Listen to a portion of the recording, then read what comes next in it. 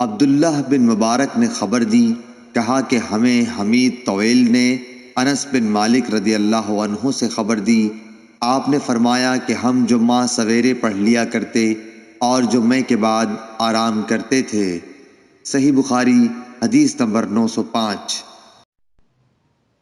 حرمی بن عمارہ نے بیان کیا، انہوں نے کہا کہ ہم سے ابو خلدہ جن کا نام خالد بن دینار ہے نے بیان کیا کہ میں نے انس بن مالک رضی اللہ عنہ سے سنا، آپ نے فرمایا کہ اگر سردی زیادہ پڑتی تو نبی کریم صلی اللہ علیہ وسلم نماز سویرے پڑھ لیتے، لیکن جب گرمی زیادہ ہوتی تو ٹھنڈے وقت نماز پڑھتے۔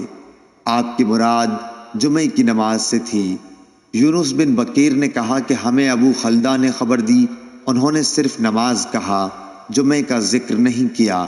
اور بشر بن ثابت نے کہا کہ ہم سے ابو خلدہ نے بیان کیا کہ امیر نے ہمیں جمعے کی نماز پڑھائی۔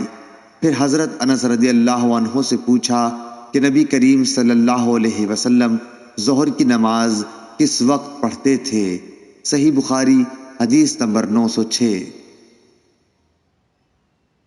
عبایہ بن رفاع بن رافع بن خدیج نے بیان کیا، انہوں نے بیان کیا کہ میں جمعے کے لیے جا رہا تھا، راستے میں ابو عبس رضی اللہ عنہ سے میری ملاقات ہوئی۔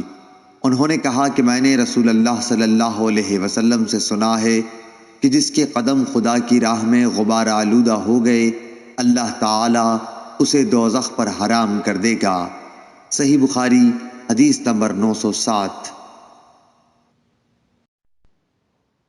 زہری نے سعید اور ابو سلمہ سے بیان کیا، ان سے ابو ہریرہ رضی اللہ عنہ نے اور ان سے نبی کریم صلی اللہ علیہ وسلم نے دوسری سند سے بیان کیا۔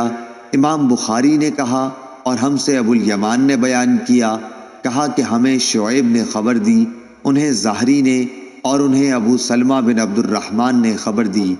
وہ ابو ہریرہ رضی اللہ عنہ سے روایت کرتے تھے کہ آپ نے رسول اللہ صلی اللہ علیہ وسلم کو یہ کہتے ہوئے سنا کہ جب نماز کے لیے تکبیر کہی جائے تو دوڑتے ہوئے مت آؤ، بلکہ اپنی معمولی رفتار سے آؤ، پورے اطمینان کے ساتھ۔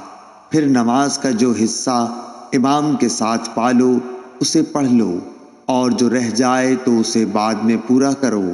صحیح بخاری حدیث نمبر 908۔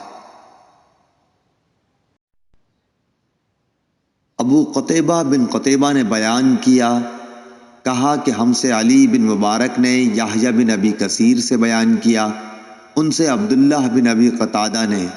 امام بخاری رحمۃ اللہ علیہ کہتے ہیں کہ مجھے یقین ہے کہ عبداللہ نے اپنے باپ ابو قتادہ سے روایت کی ہے، وہ نبی کریم صلی اللہ علیہ وسلم سے راوی ہیں کہ آپ نے فرمایا، جب تک مجھے دیکھ نہ لو صف بندی کے لیے کھڑے نہ ہوا کرو اور آہستگی سے چلنا لازم کر لو۔